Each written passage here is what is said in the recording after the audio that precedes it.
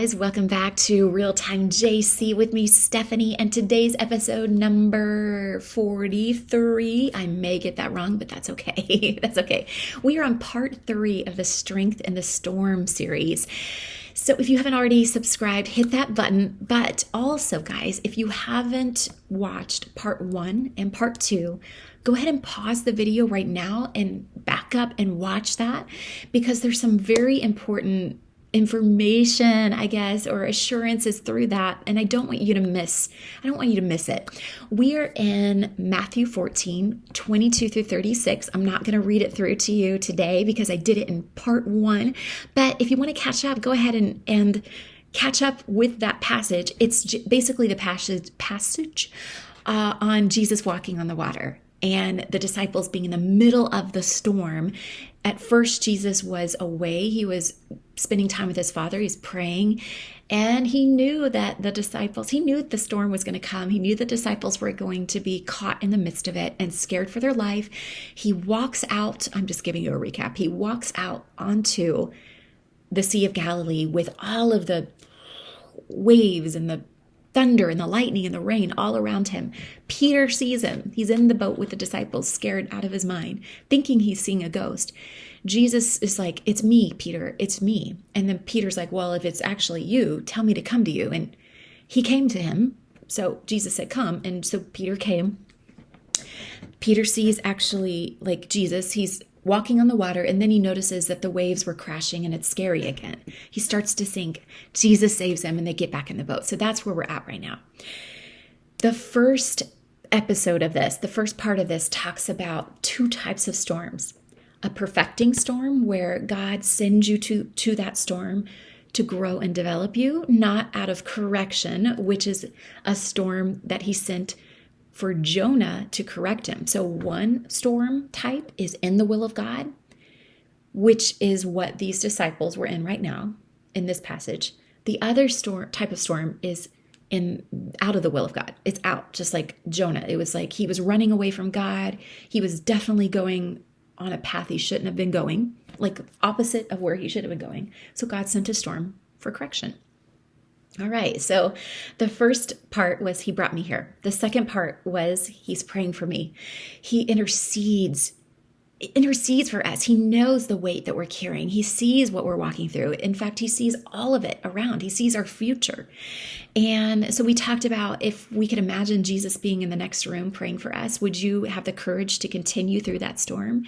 And I would say 1,000% of us were like, yes, I would, because we know who Jesus is. He is like everything. He's everything. All right, so here we are in part 3, and the title of this one is He Will Come to Me.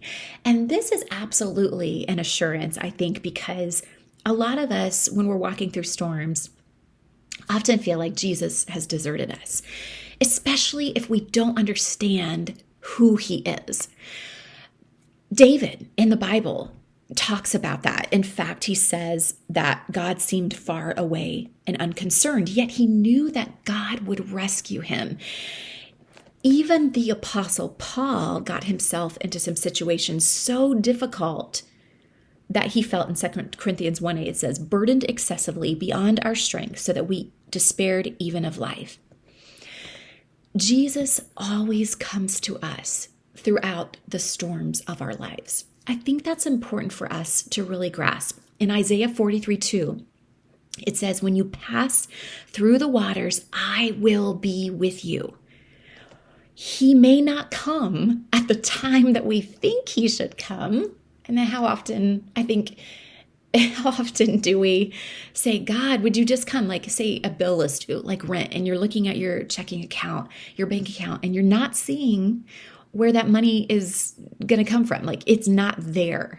And the days go by and it gets closer to that deadline where you have to pay your rent. Even sometimes the day of, you're like, I don't know how I'm going to make this happen. And you guys, you can probably attest to this. And like a check pops in the mail that was unexpected, or the rental company or another like company is like, oh my goodness, we made a mistake. You actually don't owe this much. And it happens to be the exact amount that you've were shortened.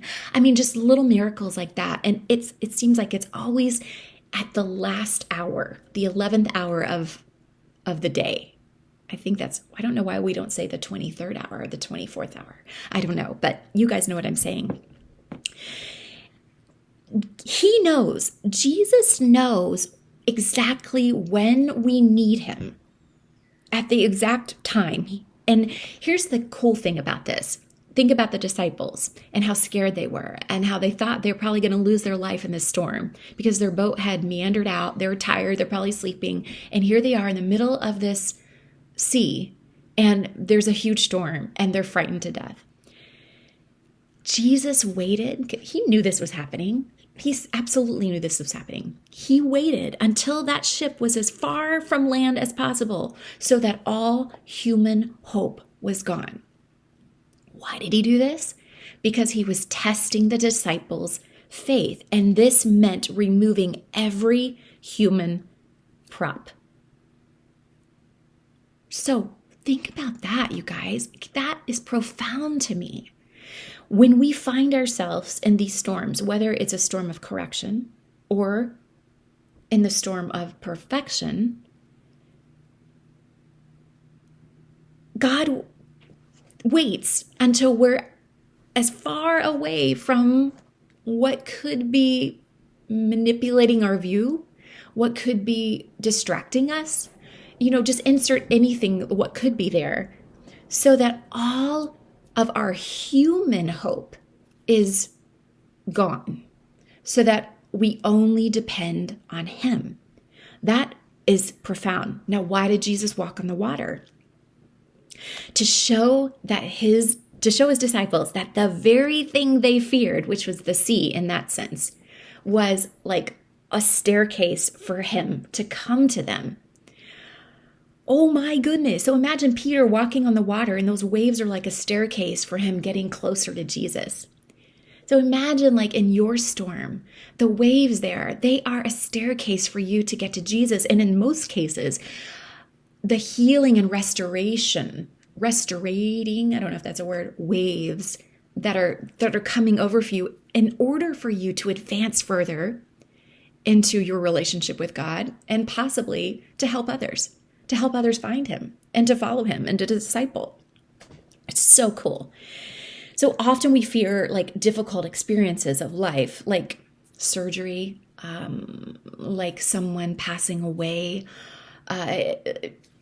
going into 7th grade. I always feared change every year. Like I didn't want to go into 7th grade because I was so used to grammar school, or I didn't want to go into high school because I was so now I'm really comfortable here. So just think about, I know that sounds silly, but think about situations in your life. If you have a fear of change, like I used to, think about those situations in life, which is just crazy. But we often fear the difficult experiences of life only to discover that those experiences actually bring Jesus closer.